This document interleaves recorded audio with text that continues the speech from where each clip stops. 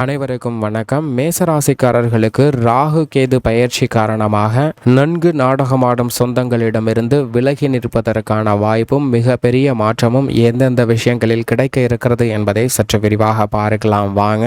மேசராசிக்காரர்களை பொறுத்தவரைக்கும் ஜென்ம ராசியை விட்டு விலகுவது நல்ல பலனை கொடுக்கக்கூடிய ஒரு அமைப்பாக பார்க்கப்படுகுதுங்க. ராகு ஜென்ம ராசியை விட்டு விலகக்கூடிய இந்த தருணத்தில் மற்றொரு நிழல் கிரகமாக இருக்கக்கூடிய கேது ரூணரோக சத்ருஸ்தானமாகிய 6ல் அமர்கிறாருங்க. இது வரவேற்கத்தக்க ஒரு அமைப்பாக பார்க்கப்படுகிறது. எனவேதான் எதிர்பாராத மிகப்பெரிய மாற்றத்தை சந்திப்பதற்கான வாய்ப்பும் யோகமும் நிறைந்து கிடைக்கக்கூடிய ஒரு தருணமாக பார்க்கப்படுகிறது மேசராசிக்காரர்களை பொறுத்தவரைக்கும். பொதுவாக நிழல் கிரகங்கள் மனித வாழ்வில் மிகப்பெரிய மாற்றத்தை நிஜ வாழ்க்கையில் ஏற்படுத்துகின்றன.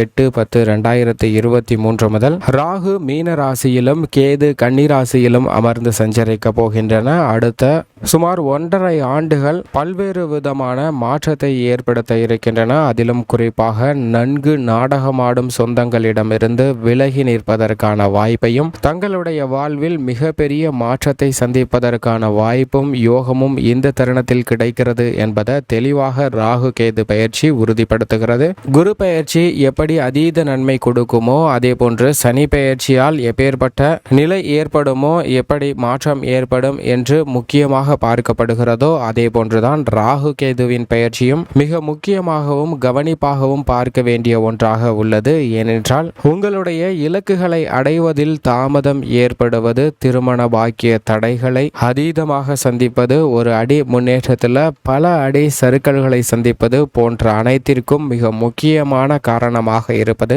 இந்த ராகு கேதுவின் அமைப்பு தான். அப்படிப்பட்ட ராகு கேதுவின் அமைப்பு தங்களுக்கு எப்படி அமைந்துள்ளது என்பதை மிக உன்னிப்பாகவும் கவனிப்பாகவும் நிச்சயமாக பார்க்க வேண்டும். ஏனென்றால் அனைத்து விதமான விஷயங்களிலும் மிகப்பெரிய மாற்றத்தை ஏற்படுத்தக்கூடிய சக்தி வாய்ந்த கிரகங்களாக நிழல் கிரகங்கள், சாயா கிரகங்கள் என்று அழைக்கக்கூடிய இந்த ராகு கேதுவும் மிகப்பெரிய மாற்றத்தை ஏற்படுத்துகிறது என்பதுதான் நிதர்சனமான உண்மை. ராகு கேதுவுக்கு என்று தனியாக ஆட்சி வீடு எதுவும் கிடையாது. இது ஒரு கூடுதல் சிறப்பாக பார்க்கப்படுகிறது. மற்ற கிரகங்களுக்கு தனக்கென ஒரு ராசிக்கு அதிபதியாக இருக்கக்கூடிய ஒரு நிலை இருக்கிறது. ஆனால் அது போன்ற அமைப்பு ராகு கேதுவிற்கு இல்லை என்பது அனைவரையுமே சமமாக பாகிக்கக்கூடிய வாய்ப்பும் யோகமும் ராகு கேது கொடுக்கின்றன. அதிலும் ராகு கேதுவிற்கு நட்பு கிரகமாக சுக்கிரன், சனி ஆகிய கிரகங்கள் இருக்கின்றன. பகை கிரகமாக சூரியன், சந்திரன், செவ்வாய் போன்ற கிரக நிலைகள் உள்ளன.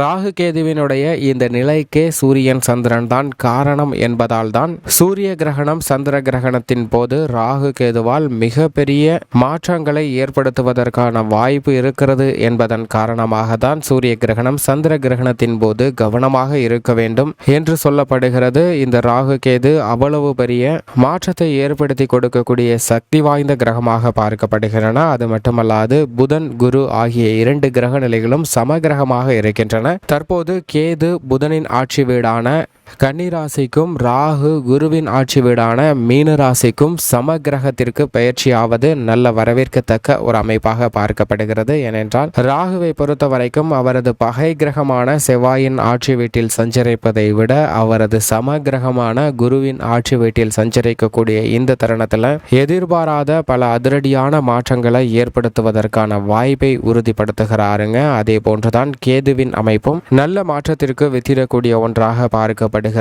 நவ கிரகங்களிலே 3வது மிகப்பெரிய கிரகமாக பார்க்கப்படுகிறவர் ராகு, 4வது கிரகமாக இருப்பவர் கேது. இந்த 2 கிரகங்களுக்குமே நிலவுகளின் எண்ணிக்கையை பொறுத்த வரைக்கும் ராகுக்கு 27 நிலவுகளும் கேதுவிற்கு 14 நிலவுகளும் உள்ளன. சூரிய குடும்பத்தில் மற்ற கிரகங்களின் இயக்கத்தையே பாதிக்கக்கூடிய அளவிற்கு சக்தி வாய்ந்த கிரகமாக இருப்பதுதான் இந்த ராகு கேது. எனவேதான் மற்ற கிரகத்தின் பெயர்ச்சியுடன் சேர்த்து இந்த ராகு கேதுவின் பெயர்ச்சியும் உன்னிப்பாகவும் கவனமாகவும் பார்க்க வேண்டிய ஒன்றாக இருக்கிறது. ராகு கேதுவின் அமைப்பு சாதகமாக இல்லை என்றால் திருமண பாக்கியம் உள்ளிட்ட பல்வேறு விதமான தடைகளை அதீதமாக சந்திப்பதற்கான வாய்ப்பு இருக்கிறது. அதில் ஜாதகத்தில் ஜனன கால அடிப்படையில் தோஷம் இருந்தது என்றால் நிச்சயமாக அவற்றை நிவர்த்தி செய்ய வேண்டும். அப்படி நிவர்த்தி செய்வதால் நல்ல பல நன்மைகள் கிடைக்கும். இல்லை என்றால் ஒரு குழப்பமான ஒரு சூழ்நிலையும் பல்வேறு விதமான தடைகளும் தாமதங்களும் சூழ்ந்து கொண்டேதாங்க இருக்கும். எனவேதான் இந்த ராகு கேதுவின் பரிகாரம் மிக முக்கியமான ஒன்றாக பார்க்கப்படுகிறது. அது மட்டுமல்லாது பாவ கிரகமாக இருக்கக்கூடிய ராகு கேது மனித வாழ்வுல மிகப்பெரிய கஷ்டத்தை மட்டும்தான் கொடுக்குமா என்றால் நிச்சயமாக கிடையாது.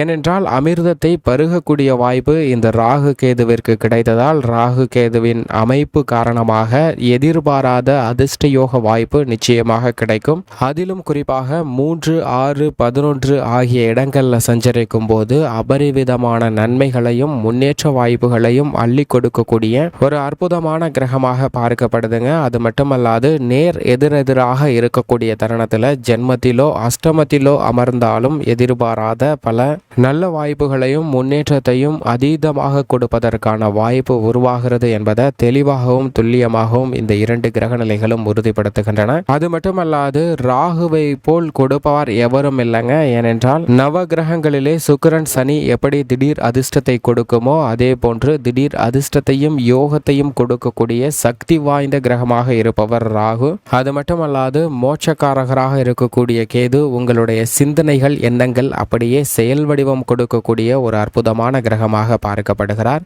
இப்படி இந்த 2 கிரகநிலைகளின் அமைப்பு இருக்க குடும்ப சூழ்நிலையை பொறுத்த வரைக்கும் ராகு கேதுவின் அமைப்பு நல்ல பலனை நிறைந்து கொடுக்கக்கூடிய ஒரு அமைப்பாக பார்க்கப்படுகிறது. ராகு விரயஸ்தானத்திலும் கேது ரூணரோக சத்ருஸ்தானத்திலும் அமர்ந்திருப்பதால் ராகுவால் விரய செலவுகள் அதீதமாக சந்திக்க வேண்டிய ஒரு நிலை ஏற்பட்டாலும் கூட கேது அவற்றை சமாளிக்கக்கூடிய அளவில் வருவாயை உங்களுக்கு அதிகரித்து கொடுக்க போகிறாருங்க. வருமானம் அதிகரிக்கக்கூடிய தருணத்தினால் புதிதாக பல சொத்துக்கள் வாங்குவதற்கான யோகம் நிச்சயமாக கிடைக்கிறது. வருமானம் அதிகரிப்பதால் கடன் சார்ந்த தொல்லைகள் உள்ளிட்ட பல விஷயங்கள்ல நன்மை நிறைந்து கிடைப்பதற்கான வாய்ப்பும் யோகமும் நிறைந்து கிடைக்கக்கூடிய ஒரு தருணமாக பார்க்கப்படுகிறது. அது மட்டுமல்லாது உங்களுடன் உறவு பாராட்டுவது போல் நடிக்கக்கூடிய சொந்தங்களிடமிருந்து விலகி நிற்பதற்கான வாய்ப்பையும் உறுதிப்படுத்துகிறாருங்க.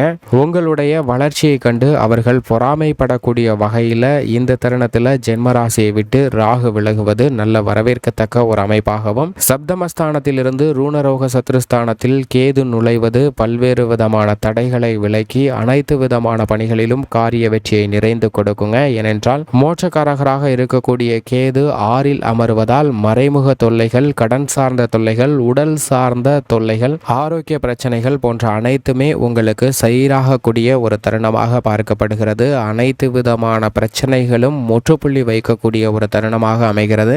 தொழில்துறை, வியாபாரத்துறை, உத்தியோகத்துறை என அனைத்து விதமான துறைகளிலும் இருக்கக்கூடிய பல சிரமங்கள் விலகி நல்ல பல முதிய வாய்ப்புகள் கிடைக்கக்கூடிய ஒரு தருணமாக அமைகிறது என்பதை ராகு கேதுவின் பெயர்ச்சியானது உறுதிப்படுத்துகிறது. ஜனனகால அடிப்படையில் தசாபுதிகள் சாதகமாக இருப்பின் நீங்கள் எதிர்பார்க்கக்கூடிய நிரந்தர வேலை வாய்ப்பு, தொழில் ரீதியான முன்னேற்ற வளர்ச்சி, கலைத்துறை, அரசியல் துறை ரீதியான பணிகளை மிக சிறந்து பெறுவதற்கான வாய்ப்பும் யோகமும் இந்த தருணத்தில் கிடைக்கிறது என்பதை தெளிவாக உறுதிப்படுத்துகிறாருங்க. ராகு விரயஸ்தானத்தில் அமர்ந்திருந்தாலும் அவருடைய பார்வை கேதுவின் மீது படுகிறது. கேது ரூணரோக சத்ருஸ்தானத்தில் அமர்ந்திருந்தாலும் விரயஸ்தானத்தை பார்க்கிறாருங்க. சப்தம பார்வையால் 2 கிரக நிலைகளும் மிக வலுவுள்ள நல்ல பல மாற்றத்தை, முன்னேற்றத்தை ஏற்படுத்தி கொடுக்கக்கூடிய வாய்ப்பை உறுதிப்படுத்துகின்றன மேசராசிக்காரர்களுக்கு. எனவேதான் இந்த தருணத்தில் எதிர்பார்க்கக்கூடிய மிக பெரிய மாற்றத்தை நிச்சயமாக சந்திப்பதற்கான வாய்ப்பும் யோகமும் அடுத்த 1.5 ஆண்டுகள் சுமார் 15 மாதங்களுக்கு மேலாக கிடைப்பதற்கான வாய்ப்பையும்